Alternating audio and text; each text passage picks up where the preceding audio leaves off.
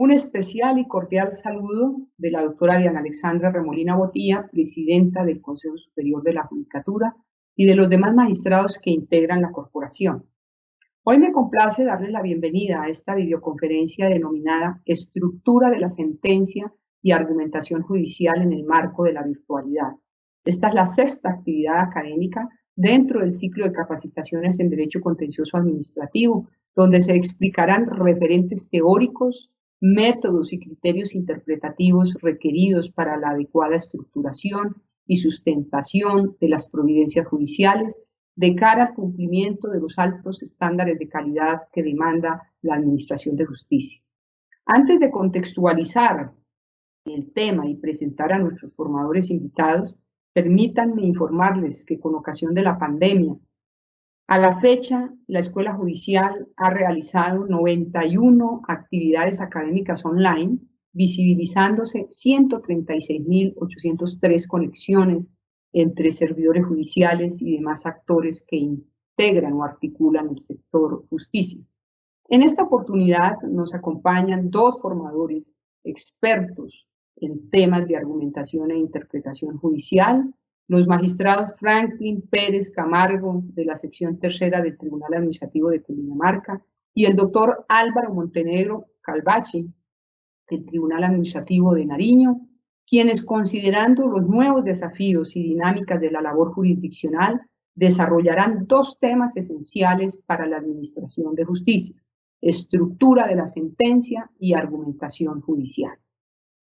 Inicialmente, el doctor Franklin Pérez, quien es especialista en Derecho Público, magíster en Derechos Fundamentales y Tutela Judicial Efectiva de la Universidad de Jaén de España, cuentan con una amplia experiencia como docente universitario y con más de 40 años al servicio de la rama judicial, y se referirá a los componentes, la forma y destinatarios de la sentencia, el deber de motivación de los funcionarios judiciales y su relación con los principios de independencia e imparcialidad, entre otros asuntos que un juez o magistrado debe tener en cuenta en la estructuración de sus decisiones. A su turno, el magistrado Álvaro Montenegro, quien es doctor en Derecho de la Universidad de Buenos Aires y que se ha desempeñado como defensor del pueblo en la Regional Nariño, decano de la Facultad de Derecho y Ciencias Políticas de la Universidad de Nariño, magistrado del Consejo Seccional de la Judicatura de Risaralda y actualmente magistrado del Tribunal Administrativo de Nariño, desarrollará los antecedentes históricos de la argumentación judicial y nos hablará sobre los enfoques del derecho, la comunicación y la tipología de los argumentos, lo que permitirá que nuestros jueces empleados estén en la capacidad de motivar suficientemente sus decisiones judiciales para satisfacer las necesidades vigentes de la ciudadanía. Tan pronto finalicen la exposición, se socializarán las conclusiones de la actividad. Nuestros conferencistas darán respuesta a alguna de las inquietudes o preguntas que tengan nuestros participantes en la videoconferencia. También quiero decirles que todas las inquietudes sobre la conectividad, registro y evaluación estarán dispuestos en nuestro grupo de colaboradores de la Escuela Judicial para resolver. Asimismo, al finalizar esta capacitación, en pantalla ustedes pueden visualizar dos códigos QR, uno para la evaluación, el otro para el registro de la asistencia. Es de anotar que la asistencia se certificará a quienes permanezcan el 100% de la capacitación e ingresen a la videoconferencia diligenciando el correo electrónico correspondiente. Bienvenido, magistrado Franklin Pérez Camargo, tiene usted el uso de la palabra. Buenos días, un especial agradecimiento al Consejo Superior de la Judicatura a través de su presidenta, la doctora Diana Alexandra Remolina Botía, a la Escuela Judicial, con su directora, la doctora Mari Lucero Novoa Moreno. Un especial saludo al doctor Álvaro Montenegro Calvachi, allá en el Tribunal de Nariño, en Pasto, compañero facilitador de la Escuela Judicial, y a todas las personas que se conectan, que se encuentran hoy en esta videoconferencia. Como se explicó en la introducción, el tema que nos concita es lo que se desarrolla con el título de la estructura y redacción de la sentencia. Es un una videoconferencia que vamos a desarrollar con base en el módulo con el mismo nombre, diseñado y elaborado para la Escuela Judicial por el doctor Ricardo Villamil Portilla. Para estos efectos, me permito compartir unas diapositivas que nos va a llevar y nos van a acompañar en esta videoconferencia. ¿Cuál es el objetivo de toda decisión judicial? Es la motivación. La motivación es un deber legal que tiene la finalidad de saber por parte de los destinatarios de la decisión cuáles fueron las razones que se tuvo para dictar la providencia. Recordemos que en el caso nuestro, en el caso de todo el sistema judicial, las partes generalmente llevan a un tercero en un mecanismo de heterocomposición de conflictos para que este tercero, en este caso investido con la condición y con la autoridad judicial, resuelva y le entregue una solución definitiva. La regla general que encontramos en una sentencia, siempre vamos a encontrar una parte identificativa, aquella que expone el proceso, su radicación, el órgano que lo adelanta, la parte y el tipo de decisión que se va a emitir. Si se trata de sentencia, auto. Hay una parte descriptiva que contiene la presentación, lo que es el desarrollo, que es la parte importante del fundamento fáctico, de lo que se logra establecer en la fijación del litigio, resumido, y en la contestación de la demanda, que sirve para la fijación del litigio. Y una parte considerativa en la que ya se exponen las razones en cuanto a la elección de la norma aplicable, la jurisprudencia, de acuerdo con las líneas jurisprudenciales, la doctrina, si es necesario, y la valoración de las pruebas que se aporten y se recauden, dejando al final las conclusiones. La parte resolutiva ya es la parte dispositiva, en donde se encuentran todos los elementos, las órdenes que se imparten. Y dentro de este elemento vamos a hacer una presentación de los fundamentos normativos en los cuales está soportada nuestra estructura de la sentencia. Encontramos de inicio el artículo 27 del modelo iberoamericano de ética judicial, en donde se entregan cuáles son las características deseables de una sentencia judicial. Destacamos claridad, precisión y concisión. En el artículo 280 del Código General del Proceso también nos encontramos que la providencia debe limitarse a un examen crítico de las pruebas, los razonamientos constitucionales, legales y de equidad estrictamente necesarios. Se recalca nuevamente que la decisión debe ser expresa y clara. El deber de motivar la sentencia lo encontramos en Colombia en el artículo 163 de la Constitución de 1886. Si hoy persiste y se mantiene en el artículo 55 de la ley estatutaria, en donde indica que la decisión judicial debe mostrar cuál ha sido el íter, el camino, la construcción argumentativa en que ha adoptado el juez, que ha acudido el juez para su decisión. Miren que en la parte final del artículo 55 de la ley estatutaria dice básicamente que el juez debe revisar una pulcritud en el lenguaje, tener la claridad, precisión, concreción de los hechos materia del debate. Cuáles son las pruebas que respaldan su decisión y, ante todo, esto es un elemento a considerar para el factor cualitativo de la calificación de servicio. En este sentido, la sentencia se muestra como un elemento de calificación, pero se destaca un buen lenguaje, una claridad, una precisión y una concreción. En este sentido, se plantea que justificar y motivar podría tener algún tipo de distancia, pero en aparte que está en la diapositiva, podemos indicar que la justificación de la decisión judicial trae de manera implícita las razones de justicia, que vienen a ser la explicación simple de la decisión, mientras que la motivación admite diversos móviles de explicación, como son móviles de carácter político, psicológicos o pragmáticos.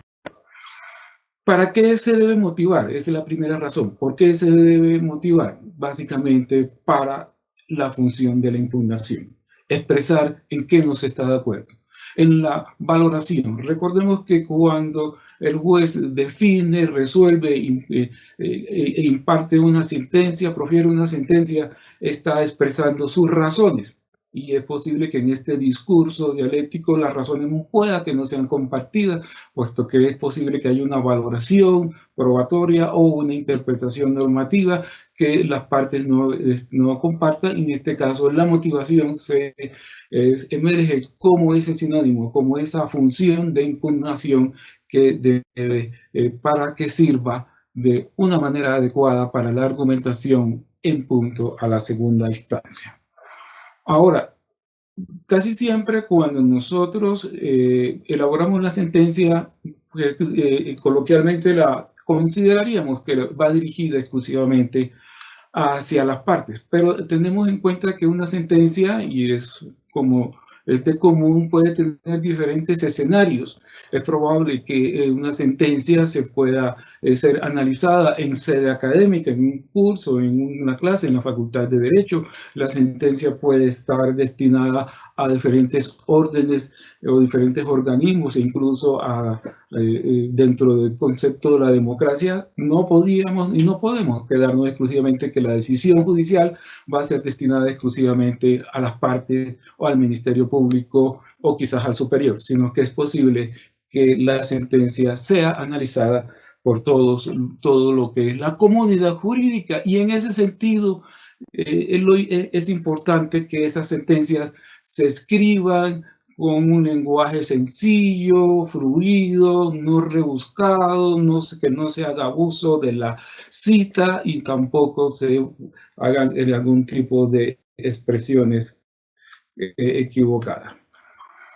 Luego, tendríamos que al momento de elaborar nuestra decisión judicial, tengamos de presente el lenguaje sencillo, una prosa clara, huérfano de títulos o de frases confusas que permitan al ciudadano entenderlos, y ello legitima mucho más la actuación del servidor judicial. Este es un elemento de comunicación y de fluidez en la conversación entre el juez y las partes. Recordemos que en un sistema oral el juez está dirigiéndose a las partes, a pesar de que estamos en época de virtualidad o de reuniones presenciales, asistidas con medios tecnológicos de manera sincrónica. La posibilidad de comunicársela es para que no solo la entienda el apoderado, sino también los poderdantes, para efectos de que permitan adoptar una decisión conforme a lo que, o un patrón de conducta conforme a lo que se decida el juez.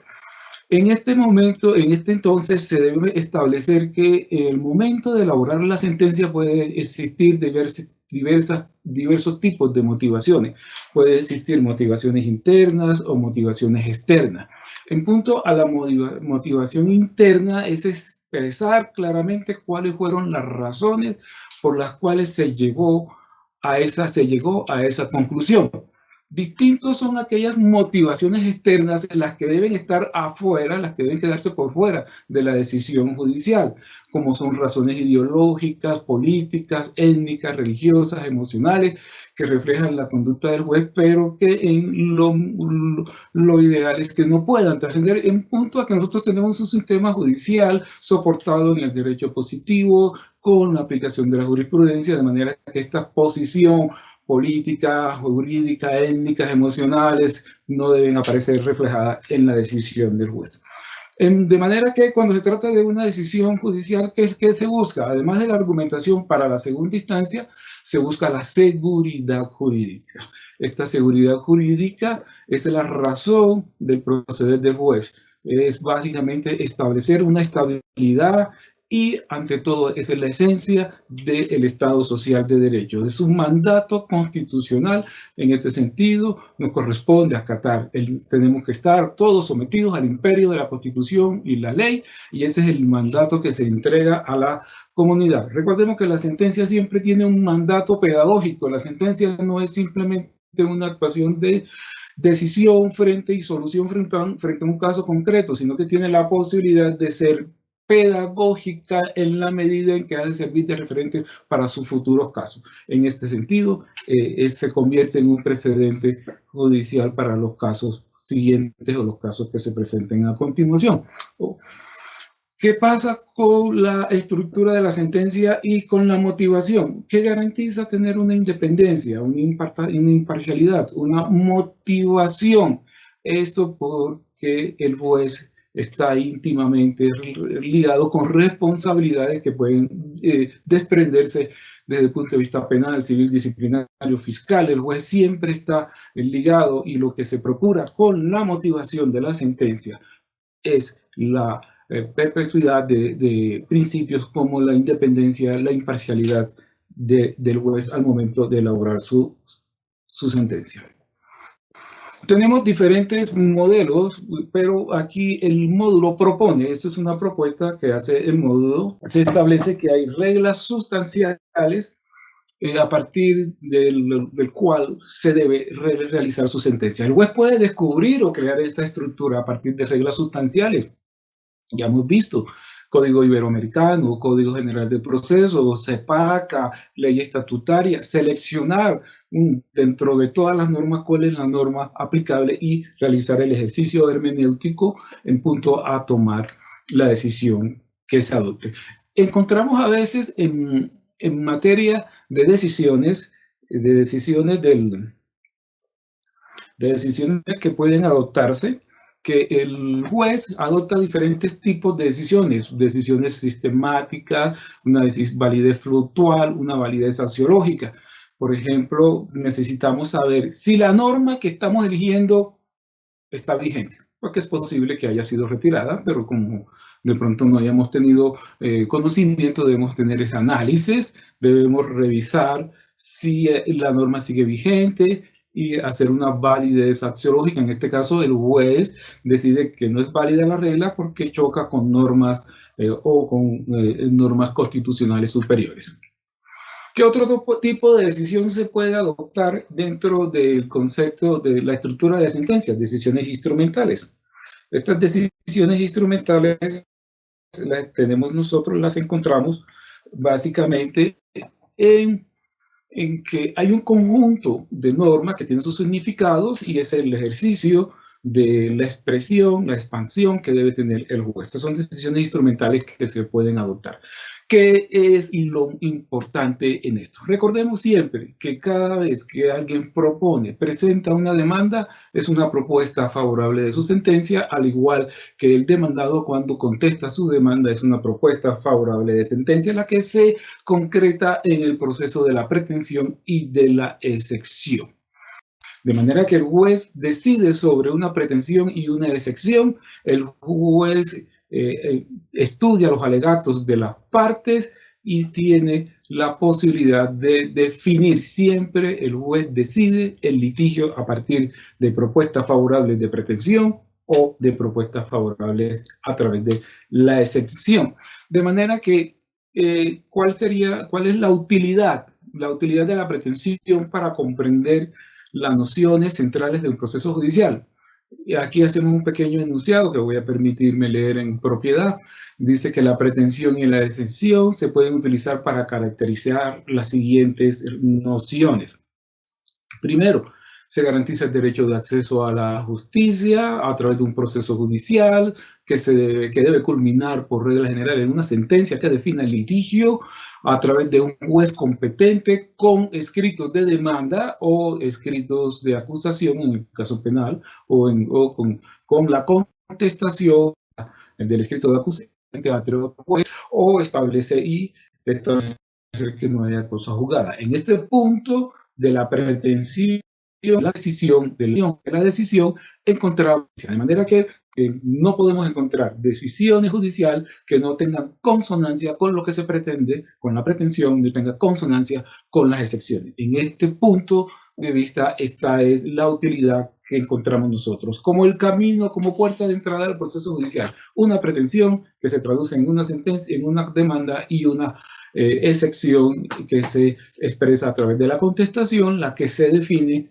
a través del recorrido procesal con una sentencia que dirime el asunto. En la estructura de la sentencia, ¿qué aspectos son importantes destacar? Los hechos.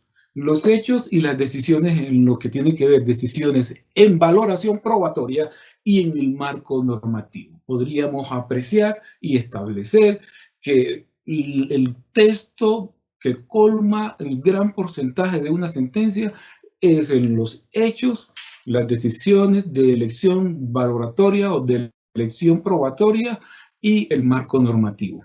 En este sentido, este horizonte está planteado en el caso de nosotros, en el caso del CEPACA. El mayor esfuerzo que debería hacerse es en la etapa de la fijación del litigio, en el sentido de establecer hechos en los que son relevantes y sobre los cuales no existe acuerdo entre las partes, e incluso revisar, luego de haber seleccionado los hechos relevantes, no sin antes indicar a aquellos que están de acuerdo a las partes en los hechos relevantes simplemente para desarrollar el acápite probatorio, básicamente. De suerte que si las partes están de acuerdo frente a unos hechos, no requiere abrir la puerta a la audiencia de prueba para corroborar lo que ya hay acuerdo entre las partes, solamente en lo que no está de acuerdo. Cuando se destacan los hechos relevantes, se debe hacer el esfuerzo de concreción en punto a la síntesis, a la sinopsis de esos hechos al momento de la elaboración y de su estructura. Luego pasaríamos a la prueba de esos mismos hechos, cuando se trata de hechos que se determinan valorativamente, interés ilícito, tienen un terreno amplio de expresión.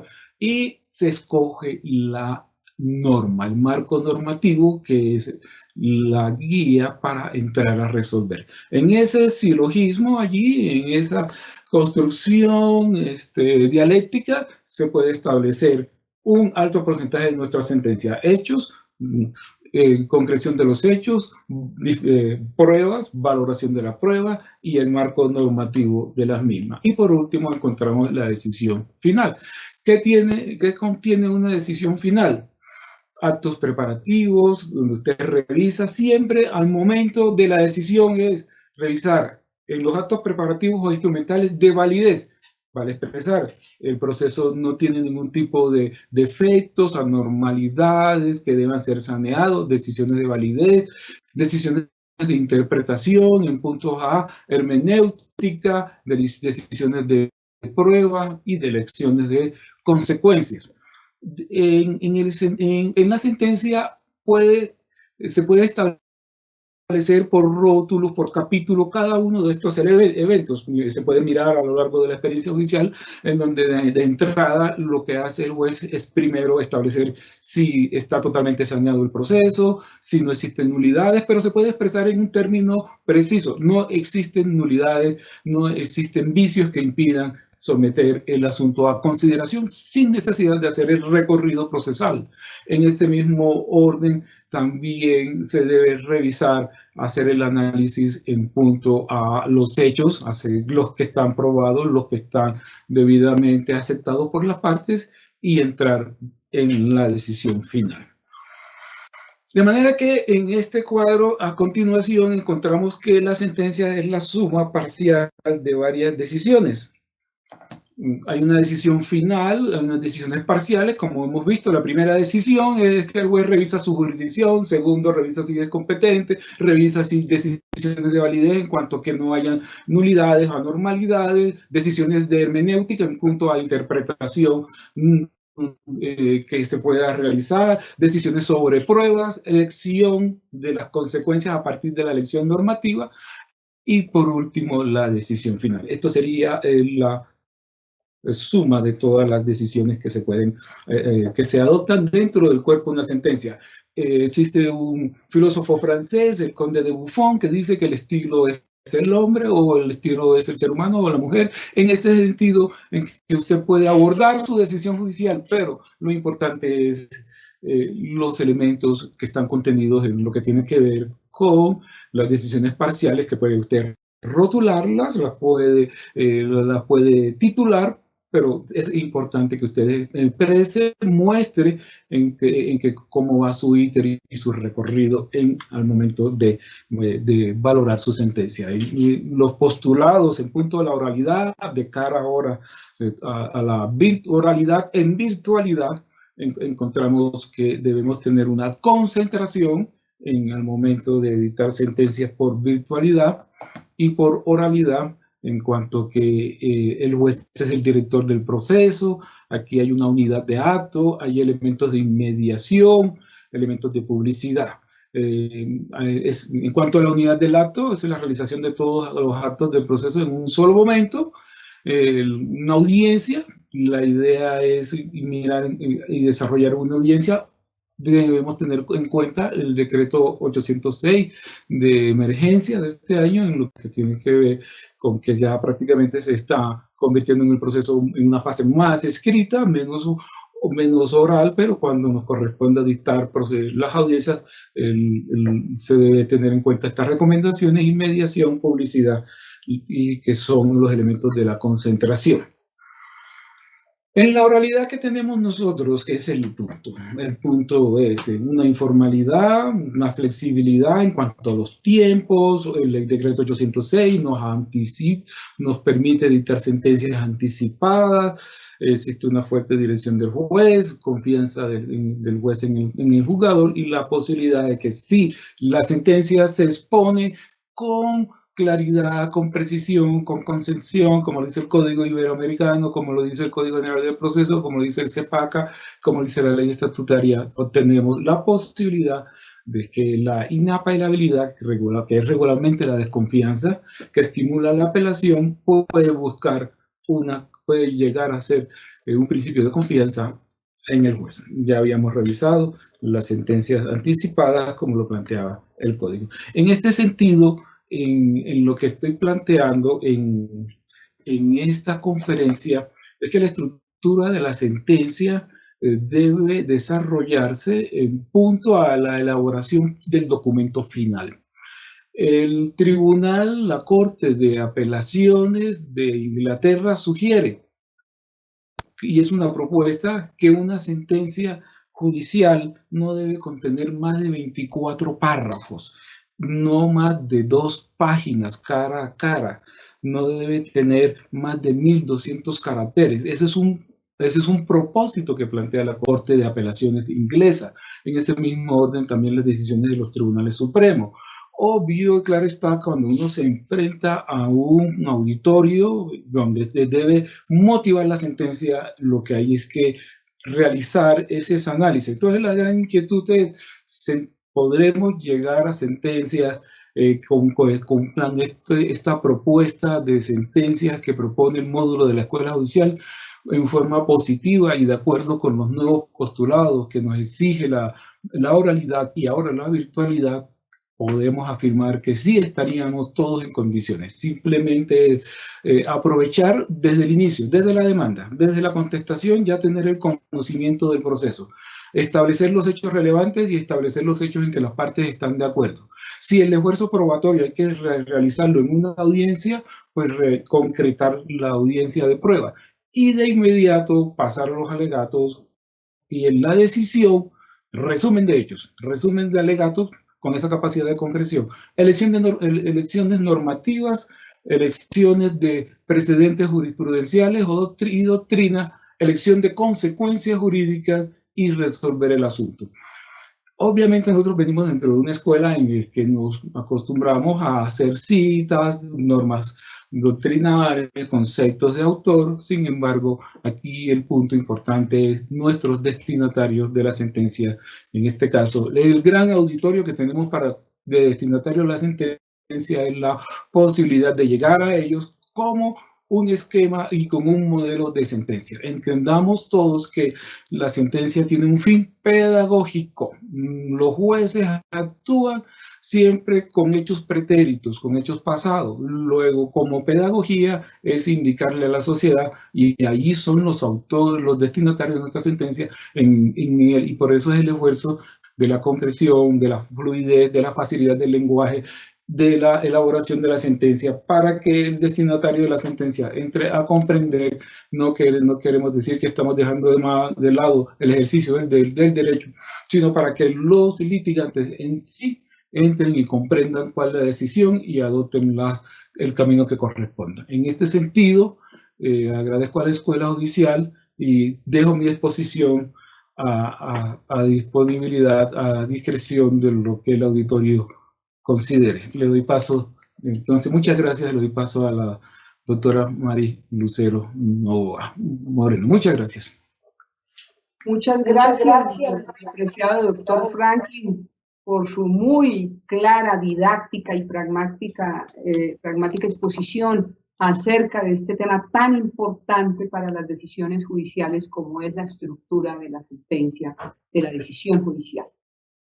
Queremos aprovechar la oportunidad, doctor Franklin, para hacer algunas preguntas que nos han elevado nuestros seguidores, y la primera es, observando la propuesta de estructura de la sentencia, ¿es posible lograr que se puedan redactar en pocas páginas? Ese es el gran desafío que se tiene en punto a la concreción. El modelo que se propone en este módulo es entregarle herramientas. La mejor herramienta que tener el funcionario judicial, el servidor judicial, es repasar los pasos. Tenemos que la sentencia es el documento más autónomo capaz de concretar o de concluir o de resumir todo el íter procesal. Entonces, en este orden de ideas, le estaba planteando al momento de exponer que hay muchas decisiones que se adoptan dentro de la sentencia que pueden estar incluidas o implícitas, pero es posible que nosotros hagamos un esfuerzo de concreción. Y voy a citar un ejemplo. En punto a la jurisdicción, a la competencia, al saneamiento y a las eventuales nulidades. En una frase que usted puede componer en el sentido de jurisdicción, competencia y saneamiento, afirmar que el proceso no se encuentra con ningún tipo de impedimentos o anormalidad que no pueda llegar a cabo a la sentencia. A continuación, usted plantea cuáles fueron las pretensiones, las excepciones, aborda de inmediato los hechos relevantes sobre los cuales ya hubo discusión o hubo acuerdo entre las partes, y de inmediato entrar a las consideraciones. En las consideraciones expresamos los normativos, de las normas, los fundamentos jurisprudenciales, doctrinales y por último la valoración probatoria. Esto es un esfuerzo que incluso, como comentaba al momento de finalizar, que lo sugiere un juez de la Corte de Apelación norteamericana y que de repente lo podemos nosotros aplicar acá entre nosotros en llevar sentencias que puedan tener un número de páginas. ¿Cuál sería el número de páginas ideal? Ya el estilo es de la persona. Pero sí podemos afirmar que es posible que se reduzcan considerablemente las páginas. Nosotros en la Escuela Judicial a veces hemos hecho esfuerzos, tomamos sentencias y decimos, hagamos el ejercicio y miremos qué le podemos reducir. Y podríamos encontrar un promedio entre 10, entre 15 páginas que pueden llevar una sentencia, teniendo en cuenta que hoy por hoy redactamos la sentencia en ambas caras y que podemos llevar la decisión judicial a ese número menor de páginas. Y ese es el propósito y esa es la propuesta del módulo y esa es la invitación, que sí podemos llevar y reducir el tamaño en hojas y en extensión de la sentencia. Muy bien, doctor Pérez. Segunda pregunta. De acuerdo al estado de la jurisprudencia, ¿cómo se puede evitar el exceso de la cita? Bueno, es una pregunta importante en lo que tiene que ver con la construcción de líneas jurisprudenciales, que lo más probable es que el doctor Álvaro Montenegro Calvachi aborde el tema, en saber elegir cuál es la línea jurisprudencial y saber escoger la sentencia arquimédica o la sentencia que nos ha de servir de fundamento. A veces encontramos en providencias en que estructuramos y elaboramos toda la línea jurisprudencial, o sea, desde la hito, la fundacional hasta la arquimédica, cuando para efectos prácticos de la decisión judicial podríamos partir de la sentencia arquimédica y esa sentencia es la que nos debe servir de precedente para poder construir nuestra argumentación. Pero no caer en el exceso de cita, en la cita excesiva de la jurisprudencia a partir de la primera proclamación o el primer pronunciamiento que hubo, en este sentido de que la primera se presentó en 1959, que la segunda se presentó en 1964, que la otra fue en 1992, que la otra en 1993, que la otra en 1997, no, básicamente con la que puede contener toda la línea jurisprudencial, eso ha de servir. Y el punto también es seleccionar cuál es la ratio decidendi para efectos de resolver el asunto. De manera que en punto a la cantidad de jurisprudencias en las cuales nos podemos encontrar, porque nosotros podemos tener en el escritorio al momento de decidir todo un tapete de jurisprudencia, tenemos que tener la selección de aquella que es sentencia de unificación, en el caso nuestro CEPACA, o en el caso del Código General de Procesos de la Doctrina Probable, pero en todo caso, con una sola cita podemos nosotros apoyarnos en nuestra labor judicial. Gracias, doctor Pérez. La tercera pregunta. ¿El lenguaje sencillo de la redacción de la sentencia equivale a renunciar a las expresiones jurídicas y doctrinales?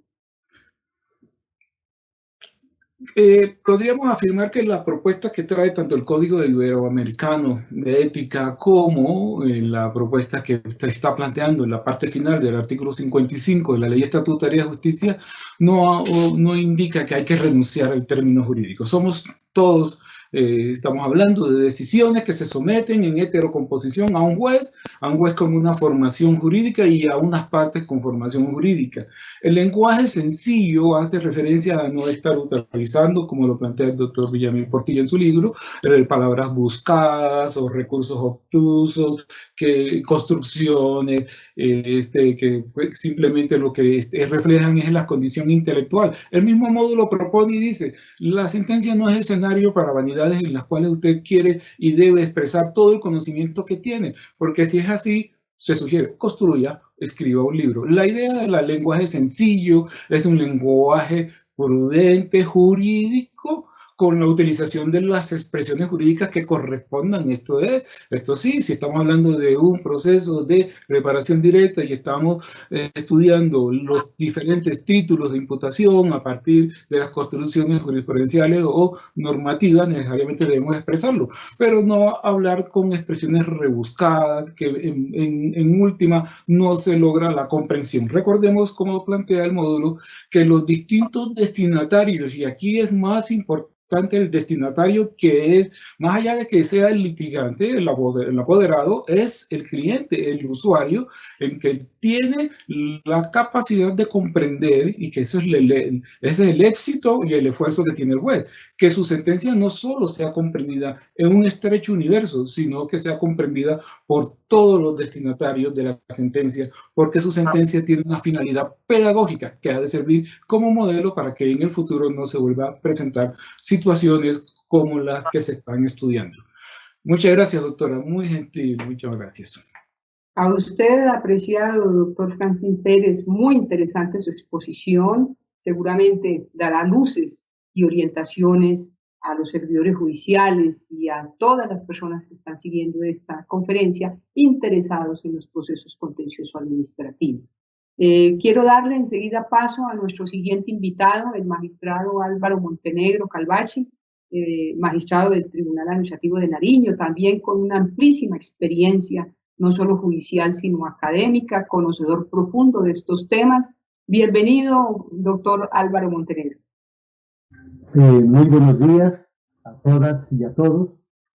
Comienzo con el saludo desde acá de Pasto, Nariño, un cordial saludo a todos los integrantes de nuestra querida Escuela Judicial, al Consejo Superior de la Judicatura, en cabeza de su presidente, la doctora Diana Alexandra Remolina Botía, a nuestra directora de la Escuela Judicial, la doctora María Lucero Novoa Moreno, a mi compañero de actividad académica, el doctor Franklin Pérez Camargo, magistrado del Honorable Tribunal Administrativo de Cundinamarca, y naturalmente a todas y a todos los asistentes a esta videoconferencia.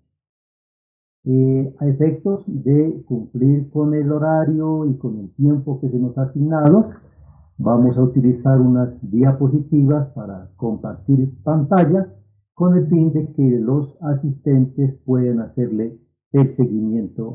Bueno, muy bien, entonces el tema que nos ha solicitado la Escuela Judicial con el doctor Franklin Pérez suscrito es la estructura de la sentencia y la argumentación judicial en el marco de la virtualidad.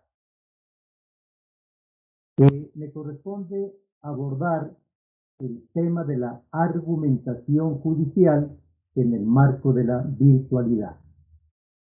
Vamos a desarrollar este contenido, primero unos objetivos instruccionales y generales Segundo, unos enfoques del derecho. Tercero, unos antecedentes históricos. Cuarto, el tema de la comunicación. El quinto, argumentación. Sexto, la lógica. Séptimo, argumentos deductivos e inductivos. Y finalmente, realizaremos un cierre de carácter conceptual. Vamos entonces con los objetivos instruccionales de lo que nos vamos a encargar en esta actividad de hoy. Haremos el tema de argumentos, argumentación, la lógica, la solidez, la validez. El decreto 806 del 2020 que nos metió en el tema de la virtualidad, que es prácticamente recogiendo lo que ya se había esbozado en el CEPACA y naturalmente lo que ya estaba contemplado en el Código General del Proceso. Igualmente vamos a tratar de identificar los argumentos de carácter deductivos e inductivos. Como objetivos generales complementarios, vamos a examinar, a identificar los enunciados y la conclusión de un argumento, reconstruir un argumento y una argumentación, y luego reconstruir argumentos deductivos e inductivos. Muy bien, vamos entonces a examinar cómo en este tema de la argumentación necesariamente tiene que ver con los enfoques del derecho, cómo el derecho ha tratado de examinar la comunicación que hacen tanto los jueces como también las partes con el fin de entrar a dirimir un conflicto en particular. Entonces aquí siempre vamos a encontrar que el derecho se va a referir al tema de la validez, es decir, a cómo tratar el tema de la estructura de la norma. Pero también encontramos el tema de la eficacia, el derecho, abordarlo y estudiarlo como un hecho social y desde el punto de vista social. Pero también el debate sobre el derecho en relación con la legitimidad, que tiene que ver con la justificación del valor que le encierra. Y aquí entra entonces el tema muy particular y de mucha actualidad, que es la argumentación. La argumentación, analizándola desde el punto de vista de la pragmática, el punto de vista instrumental, de la forma dinámica y integral. Esos han sido los escenarios por los cuales se ha movido la argumentación y naturalmente la relación directa con el derecho. Pero esto tiene un antecedente histórico, ¿no? Y es referirse al tema de la retórica antigua, cómo ya se comenzó a tratar desde la retórica, es decir, que era básicamente, se puede decir que es el arte de deleitar, de conmover o de persuadir. Es decir, ya los antiguos filósofos interesados en la comunicación, como Aristóteles, ya hablaban de la retórica antigua, ¿cierto? Es decir, considerando los tropos y la refutación, cómo se podía refutar por parte de los sofistas. La tríada no era otra que la retórica, la prueba y la persuasión. Y Aristóteles ya desarrollaba esa tríada que era la poiesis, la mimesis y la catarsis. Todo esto en relación a la manera como poderse comunicar. Pero Aristóteles también ya en el Organón desarrollaba tanto la lógica formal. Ya comenzamos aquí a hablar de la lógica formal en los analíticos, en el 1 y el 2, como la dialéctica referenciado con la opinión en los tópicos, y la retórica y la refutación que se hacían los sofistas. Recordemos que los sofistas siempre trataban de encontrar como la sabiduría o encontrar la verdad y encontrar buenos métodos de comunicación. Los sofistas desarrollaron la doxa, la filodoxa, la opinión, un saber práctico que centraba su atención fundamentalmente en el hombre. Y para ello la historia es muy linda cuando uno quiere profundizar, referirse a Protágoras, a Hipías, a Trasímaco, a Carides y Antífono. Y naturalmente a la doxa se le opone la epistema, que no es más que el conocimiento. Pero en la retórica clásica, se estudian los tropos, las metáforas, la metonimia, la sinécdote, que son lo relacionado con las figuras del discurso, pero también se estaba en los escenarios de la palabrería. Por eso se decía el insulto, no más retórica, por favor.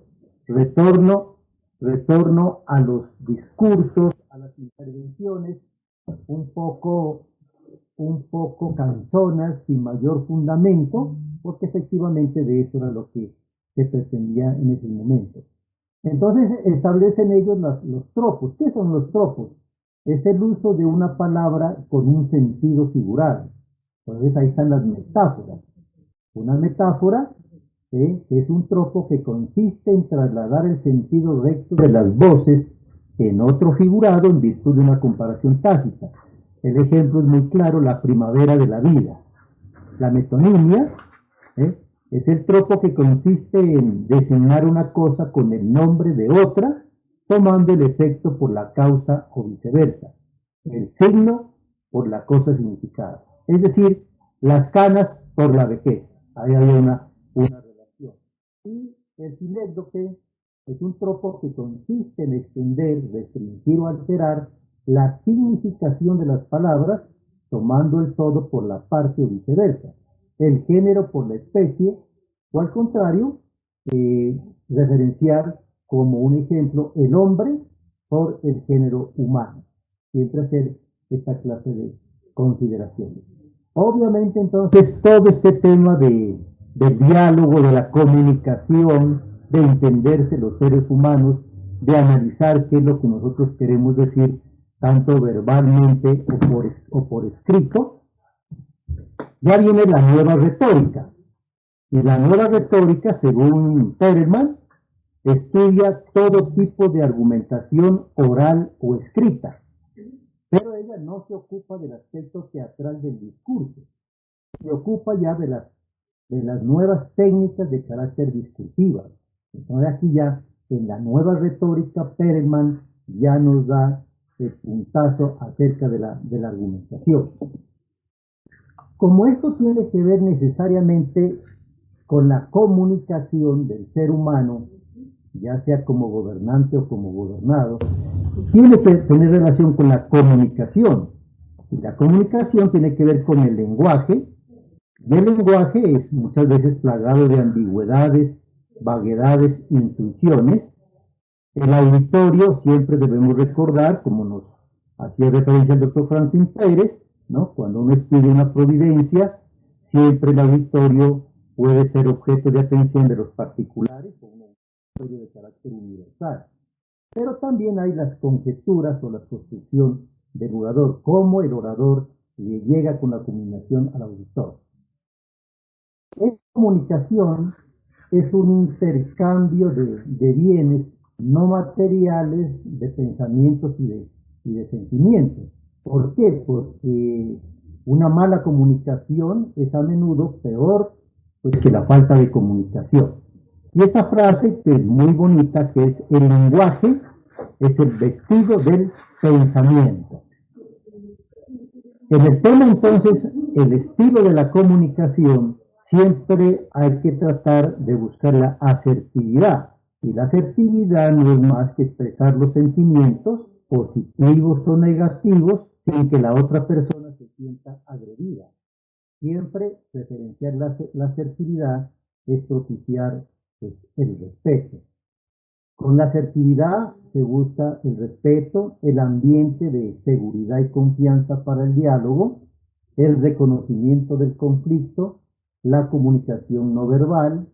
Ahí decimos muchas veces duro con el problema, suave con la persona, sin realizar generalizaciones, evitar los adverbios todo, siempre, nunca, los adjetivos innecesarios y a veces hasta insultantes. La comunicación asertiva entonces propende por una escucha abierta y activa, una coherencia entre conversaciones públicas y privadas y naturalmente una perspectiva dialógica, es decir, en doble vía entre lo que se plantea y se escucha. Siempre ser asertivo significará aceptar la responsabilidad de nuestras propias acciones y ser capaces de expresar nuestros pensamientos y de una manera clara y honesta. Ese es el tema de la asertividad.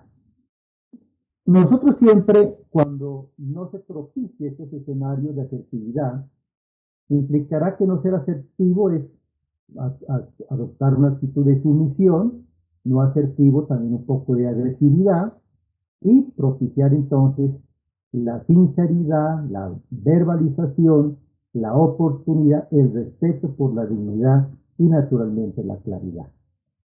Uno cuando está frente al tema de la comunicación, se da cuenta que lo que no se puede decir se expresa.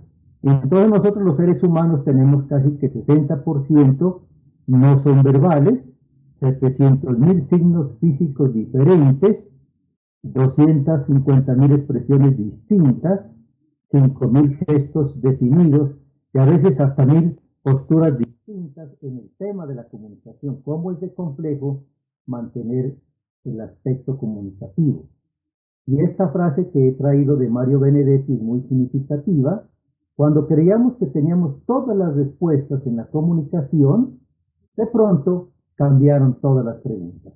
Es decir, nos cambia el panorama de lo que veníamos trabajando nosotros con la comunicación.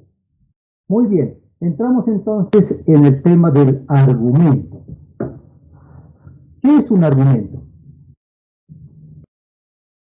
El doctor Franklin, en su intervención sobre la estructura de la sentencia, nos hizo referencia a cómo el juez trata de tener en cuenta en su redacción, obviamente, la postura de las partes, demandante, demandada, el Ministerio Público y naturalmente la postura que el despacho irá a asumir al momento de decidir el caso sometido a estudio.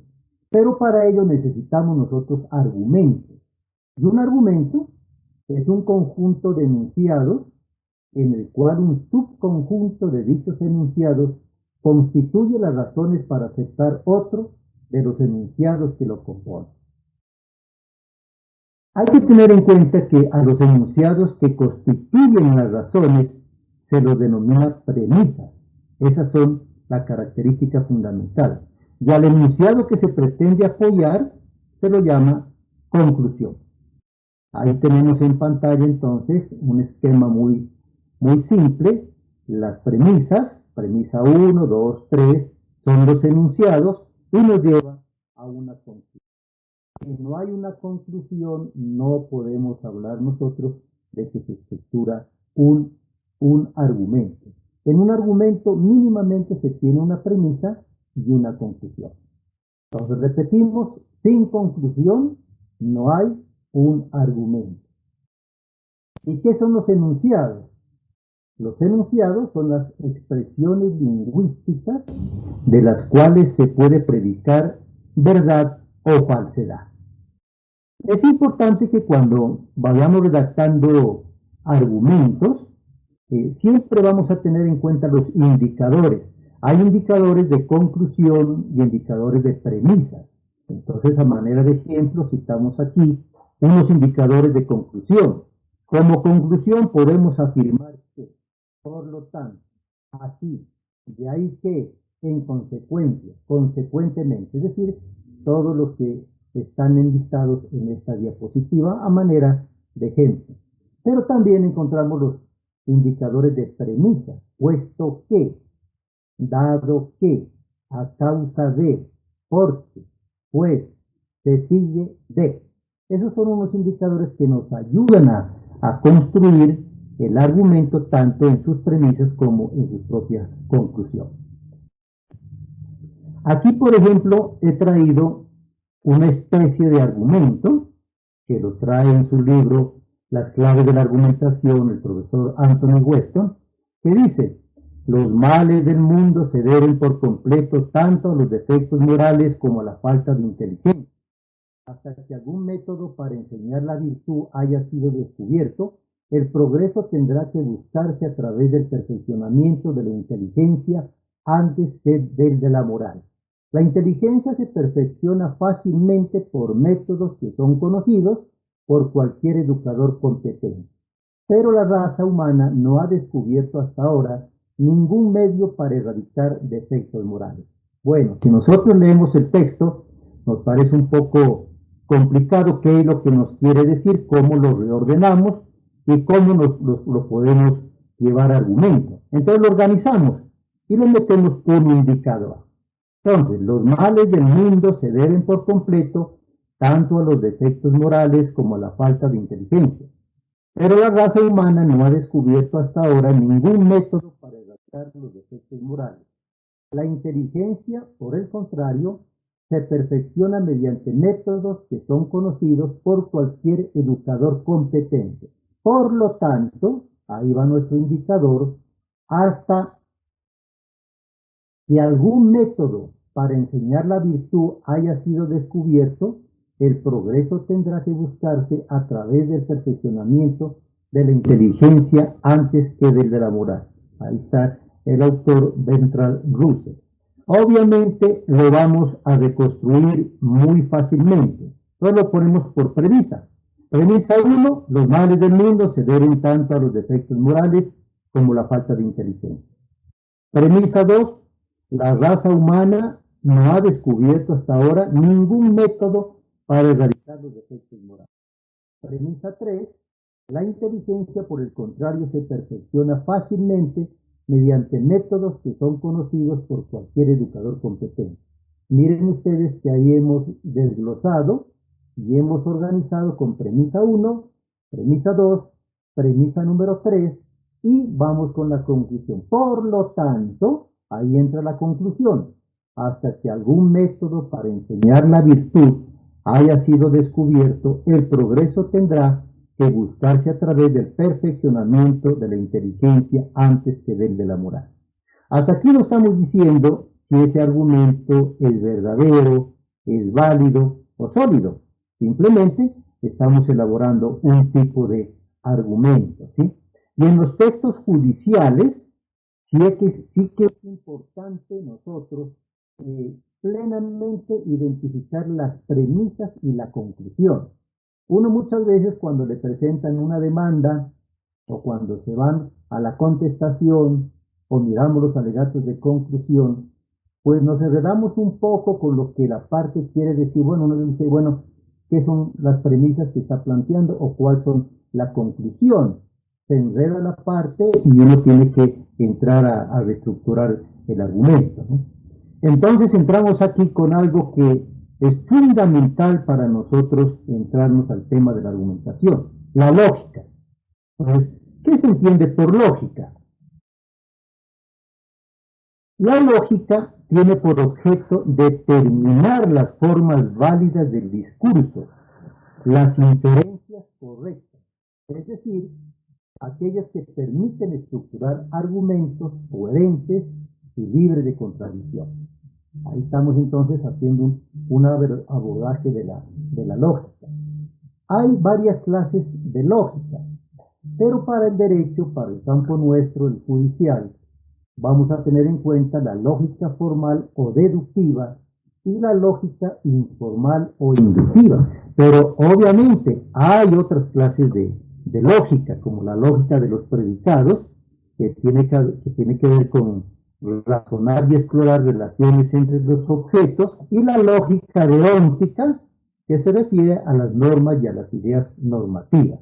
Sin embargo, nosotros vamos a tratar el tema de la lógica formal o la lógica informal. ¿Qué nos ofrece la lógica? No se ocupa del proceso de argumentación, sino de los argumentos en el resultado de la actividad.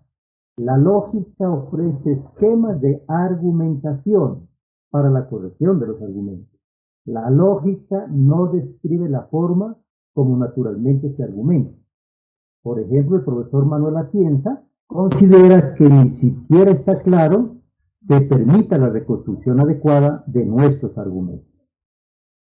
Encontramos aquí entonces en el tema de la lógica y el lenguaje natural que, según Atturón, Aunque las lógicas divergentes busquen un lenguaje artificial cercano al natural, no hay una lógica coherente en el lenguaje humano.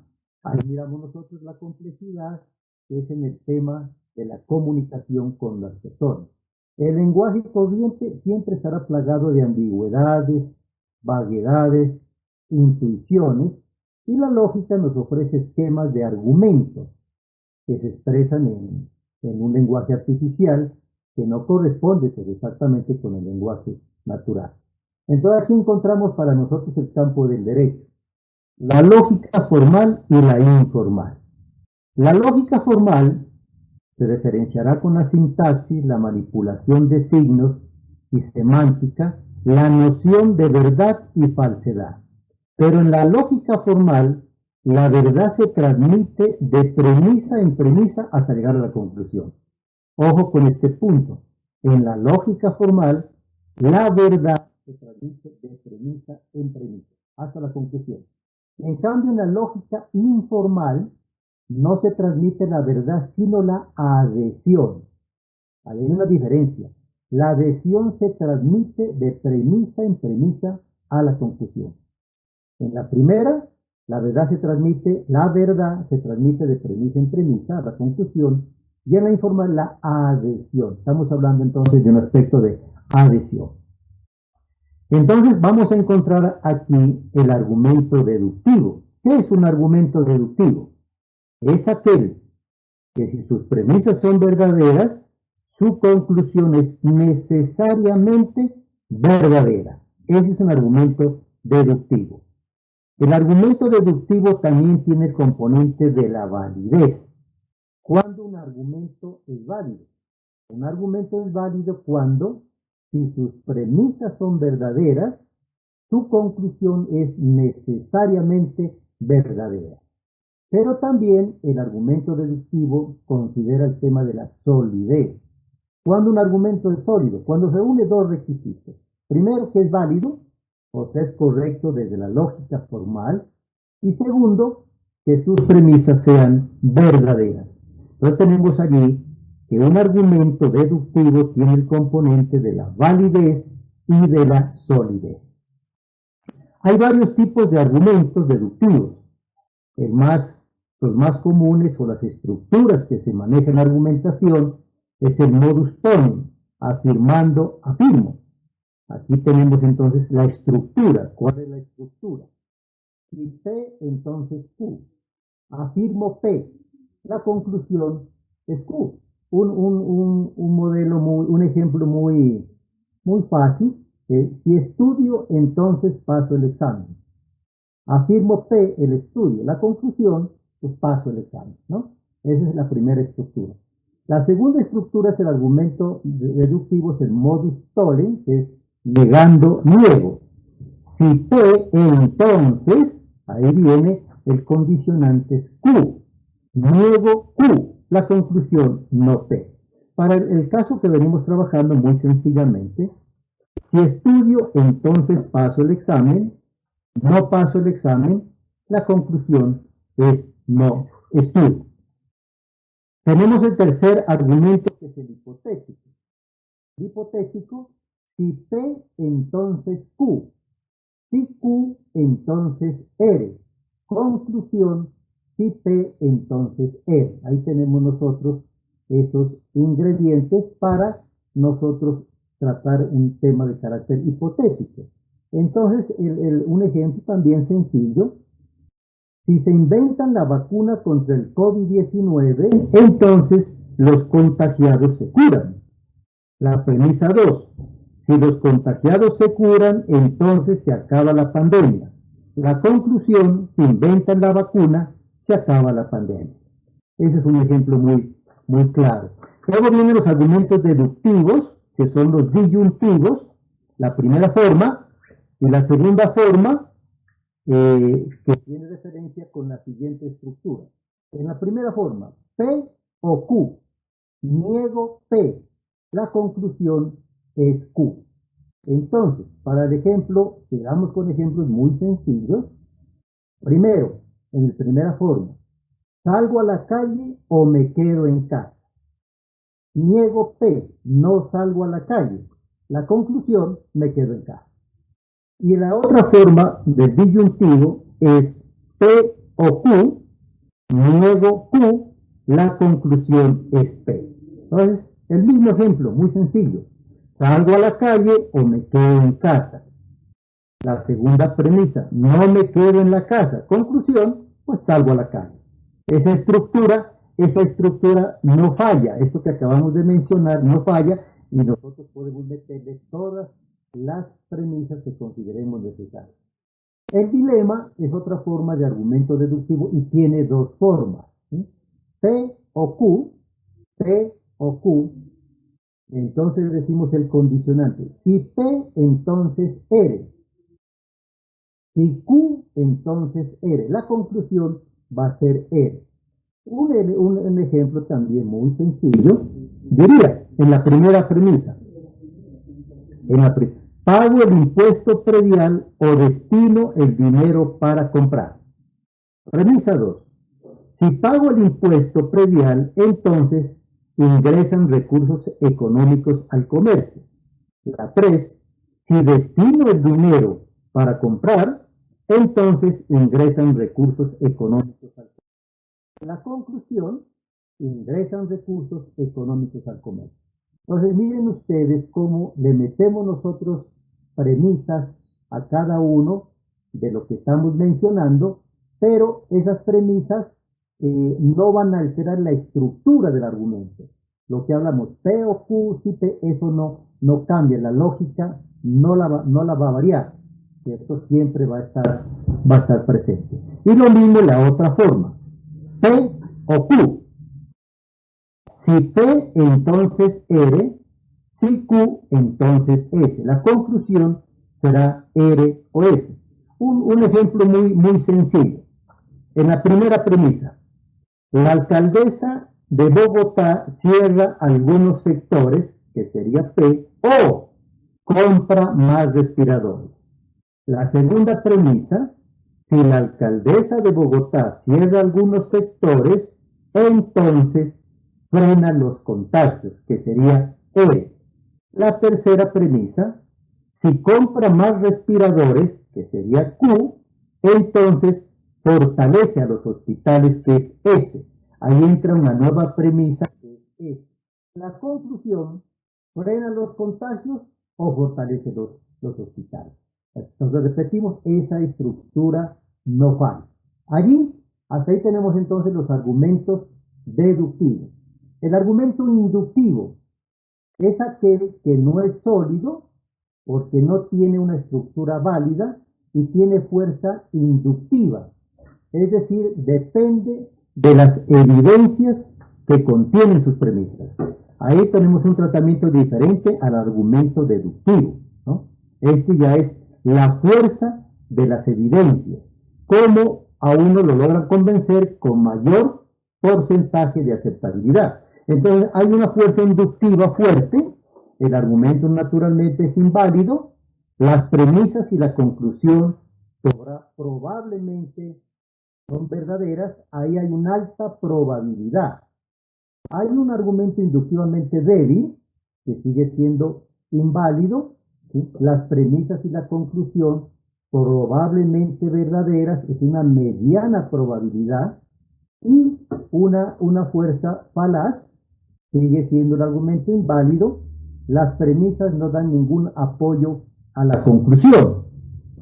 Uno muy elemental para entender que trata la fuerza inductiva, tiene que ver mucho con la probabilidad, con el acontecimiento, con la estadística. Uno sencillo, el 96% de las personas que salieron el día sin IVA se contagiaron. Primera premisa. Segundo, Sofía es una persona que salió. Conclusión, Sofía se contagió. Entonces ahí tenemos nosotros la fuerza inductiva del porcentaje. Y hay varios tipos de argumentos inductivos. El primero, por inferencia, por enumeración. Las premisas informan observaciones como una muestra y la conclusión puede ser una generalización sobre toda la población. El segundo argumento inductivo es el estadístico. Maneja muestras estratificadas que implican que su conclusión se acerca al universo. Y el tercero es el de analogía. Se fundamenta en la existencia de relaciones de semejanza entre entidades diferentes. Entonces, concluyendo paso a paso, tenemos entonces cómo el lenguaje y la comunicación es un aspecto importante en este cierre que vamos a hacer de carácter conceptual. ¿Por qué? Porque las partes, cuando formulan su demanda, formulan un argumento. La contestación de la demanda formula un argumento para contradecirle al demandante. El Ministerio Público, como defiende la sociedad, también formula un argumento. Pero nosotros ya como jueces, al redactar nuestra providencia, tenemos que tener en cuenta precisamente cuál va a ser nuestro argumento central que nosotros vamos a establecer en la motivación de la sentencia, como ya se dijo en la estructura. El argumento central solo es posible definirlo cuando previamente se ha identificado el problema jurídico principal y los asociados. Cuando nosotros ya elaboramos el problema jurídico, ya hemos elaborado nosotros el argumento. Va a servir para establecer en la tesis del tribunal o en la tesis del despacho qué es lo que se va a plantear como solución al caso. Entonces, en este cierre conceptual, ¿no?, estamos diciendo que por regla general el argumento central lo conforman una o varias premisas normativas más una o varias premisas fácticas más la conclusión. Y un buen argumento central orientará la decisión judicial y así se evitarán las razones o premisas innecesarias para efectos de tomar la decisión. Y uno de los defectos más comunes en las decisiones judiciales radica en la falta de claridad en el argumento central, ¿no? Cuando uno lee una providencia y nosotros sabemos que hay el obiter dictum o las razones que lleva a la autoridad judicial a tomar referencias para estar analizando el caso, y ahí a veces se tocan aspectos de argumentos de autoridad cuando se refiere a tomar providencias de cortes o de otros tribunales o juzgados, cuando se refiere a la doctrina también, porque los doctrinantes también formulan sus argumentos, y a la ratio decidendi. La ratio decidendi, las razones que tiene el juez o el tribunal para efectos de tomar la decisión pertinente. Entonces, hay algunas preguntas orientadoras para resolver los casos judiciales. Yo en el caso mío, por la experiencia, lo elaboro, ¿no? Por ejemplo, examino, bueno, lo que me están planteando aquí, ¿eso es un argumento deductivo o inductivo? Si es un argumento deductivo, ¿qué estructura tiene? 4, esa estructura es válida. 5, podría calificarse como un argumento sólido. Y 6, si es un argumento inductivo, tendrá fuerza de carácter inductivo. Eso me sirve como para elaborar yo el borrador de lo que tengo. Y uno acostumbra a elaborar un protocolo o una guía, pero va a orientar en la audiencia en el momento que, por ejemplo, tengamos que dictar una sentencia oral inmediatamente. Entonces tiene unos tips, ¿no? Primero, el asunto a resolver. Claro que tengo que tener en cuenta los supuestos fácticos del caso. El punto 2, problemas jurídicos. La elaboración en forma concreta del problema jurídico principal, y también pueden enunciarse los problemas jurídicos asociados si los hay. Luego la tesis del despacho o del tribunal, que no es otra que la redacción en forma muy breve, cuál será la tesis que se sostendrá, que naturalmente coincide con la decisión judicial. Y aquí entonces establezco mi argumento central, que es la redacción del argumento de manera completa. Es decir, voy a identificar las premisas normativas pertinentes, las premisas fácticas y naturalmente a la conclusión. Una sentencia no es más que un argumento muy organizado, pero también tengo que tener en cuenta los subargumentos. Redacto los subargumentos que sirven de apoyo a una o varias de las premisas del argumento central cuando yo necesito profundizar en lo que yo voy a plantear en mi decisión. Pero también tengo en cuenta el contraargumento. El redactar un contraargumento significa refutar una cualquiera o varias de las tesis que no fueron acogidas por el juez o que son contrarias a la decisión que adopta el despacho. Uno generalmente dice en su providencia La sala no comparte la postura en el recurso de apelación por estas razones.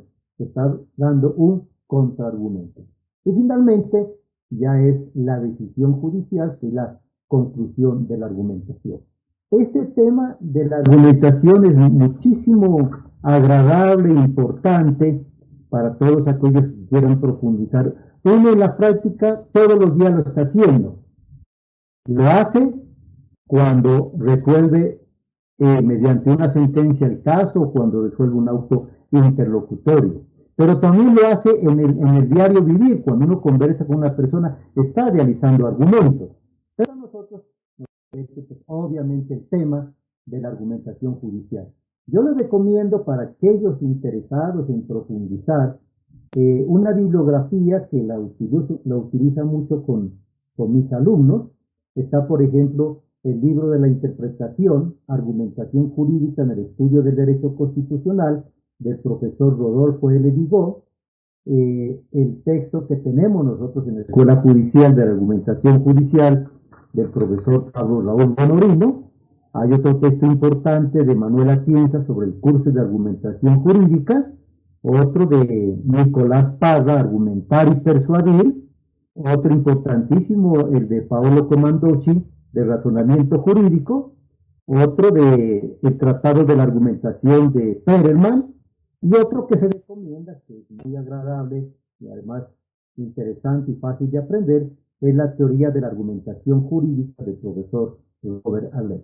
En conclusión, podemos decir entonces que este tema del argumento, de la argumentación, del argumento deductivo y del argumento inductivo nos permitirá establecer unos esquemas, unas reglas para ordenar nosotros cómo producimos una decisión desde el punto de vista judicial, porque nos permite agilizar, ¿no?, la manera como yo le doy respuesta mediante un argumento de carácter muy ordenado en mi providencia que voy a resolver las premisas y las pretensiones que se me plantean en una demanda.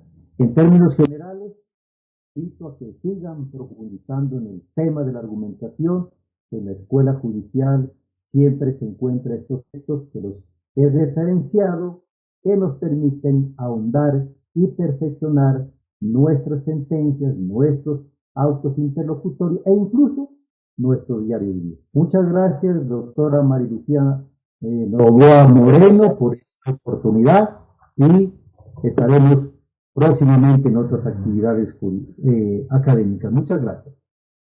A usted, apreciado doctor Montenegro, muchas gracias, muy didáctica, muy importante su intervención. Aprovechamos el espacio de las preguntas, por el tiempo avanzado solo vamos a hacer 3, y la primera, doctor Álvaro, es: el decreto 806 de 2020 trajo la figura de la sentencia anticipada en lo contencioso administrativo, existiendo la viabilidad que la sentencia se dicte oralmente. La argumentación judicial, ¿de qué manera contribuiría a que ella se viabilice? Bueno, interesante la pregunta que se formula, y la podríamos decir de la siguiente manera. Este decreto, el 806, introdujo en nuestra jurisdicción el tema de la sentencia anticipada y lo plantea en 4 escenarios. El primero, antes de la audiencia inicial, cuando se trate de asuntos de puro derecho o no es necesario decretar pruebas, se dicta sentencia. En el segundo evento, en cualquier estado del proceso, cuando las partes o sus apoderados de común acuerdo y por iniciativa propia o del juez se planteen, se dicta sentencia anticipada. Y el tercero ya es en la segunda etapa del proceso, que va desde la finalización de la audiencia inicial hasta la culminación de la audiencia de pruebas, cuando aquí hay un condicionante importante, cuando se encuentra probada la cosa juzgada, la transacción, la conciliación, la caducidad, la prescripción extintiva y la falta de legitimación en la causa, entonces la sentencia se dictará de manera oral o por escrito, ¿no? Pero en el evento en que la sentencia se dicte en ese momento de carácter oral, yo ya debo elaborar mi argumento, cuál va a ser la posición final, y en este sentido la argumentación, lo que hemos acabado de mencionar, me va a servir como una herramienta muy necesaria, muy indispensable para yo entrar a dictar la sentencia de carácter oral. Y el cuarto escenario, pues un escenario pues bastante simple, que es cuando se encuentra el caso del allanamiento, cuando ya se estructura perfectamente. Pero allí, en el caso de la sentencia oral, estos esquemas, estas fórmulas, nos ayudarán con la argumentación a proferir la sentencia oral. Muy bien, doctor Montenegro. Segunda pregunta. La argumentación judicial, ¿cómo podría impactar más en el tema de los alegatos?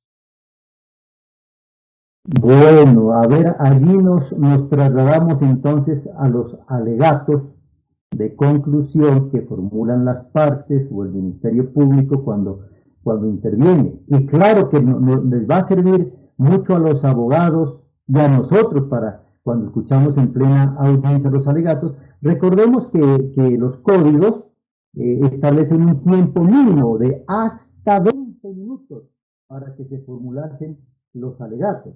¿Qué implica eso? Que si la sentencia se va a dictar en ese momento, el juez o el tribunal le va a decir a la parte, usted tiene 20 minutos para que elabore su alegato, y tiene que tener en cuenta estos esquemas de argumentación para referirse al caso y defender su postura. Premisa 1, premisa 2, premisa 3 y conclusión. Fortalecer mi argumento, saber que lo que yo voy a defender tiene un soporte probatorio, y lo que yo le estoy diciendo al juez en los alegatos de conclusión, saque así la sentencia como yo se la estoy planteando, señor juez, porque tiene mis premisas fácticas, mis premisas normativas y mi conclusión apoyado precisamente. Perfecto, doctor Montenegro. ¿La lógica deductiva tiene algo que ver con el método deductivo? Bastante interesante la pregunta. ¿Qué podríamos decir aquí? En esta videoconferencia hablamos de la lógica formal y de la lógica informal. Es decir, la lógica deductiva, es decir, no tiene nada que ver con el método deductivo, que es de lo general a lo particular. Solo se refiere a que tiene una estructura formal muy válida, una estructura rígida, la lógica formal, pero no tiene nada que ver con el método deductivo. Igualmente, no tiene que ver con el método inductivo. Inductivo, ir de lo particular a lo general, sino que estos argumentos inductivos, que son inválidos, lo que tiene que ver es una estructura formal rígida que requiere naturalmente examinar el grado de fortaleza de carácter inductiva. Entonces yo miro allí qué grado de convencimiento me propicia el argumento de carácter inductivo, su fuerza para poder yo convencer a la otra parte. Pero realmente no tiene nada que ver con lo relacionado con el método deductivo ni con el método inductivo, sino son las lógicas formal e informal que perfectamente nosotros la estamos utilizando en el derecho. Muy bien, muchísimas gracias. En nombre de la Escuela Judicial, por supuesto, de nuestro Consejo Superior de la Judicatura, a los magistrados Franklin Pérez y Álvaro Montenegro, quienes hoy han hecho unas muy importantes exposiciones, muy interesantes, oportunas para garantizar el derecho al debido proceso de las partes involucradas en las actuaciones judiciales de la jurisdicción de lo contencioso administrativo, propiciando también el cumplimiento del deber de suficiente motivación que recae en todos los funcionarios judiciales. Yo resumo en 3 palabras estas muy pragmáticas y didácticas exposiciones. En la sentencia, claridad, concreción y lenguaje claro. Muchísimas gracias también a todos los participantes, más de 1.100 conectados a esta transmisión entre servidores judiciales de nuestra jurisdicción contencioso administrativa y a los demás actores que participan en esta jurisdicción también. Desde luego al grupo de colaboradores de la Escuela Judicial, también muchas gracias por hacer posible esta videoconferencias. Terminamos finalmente con una frase a propósito del tema de hoy, del filósofo español Juan Antonio García Amado. El manejo del derecho tiene una de sus labores cruciales en la llamada argumentación jurídica. Muchas gracias. Buen día para todos y para todas.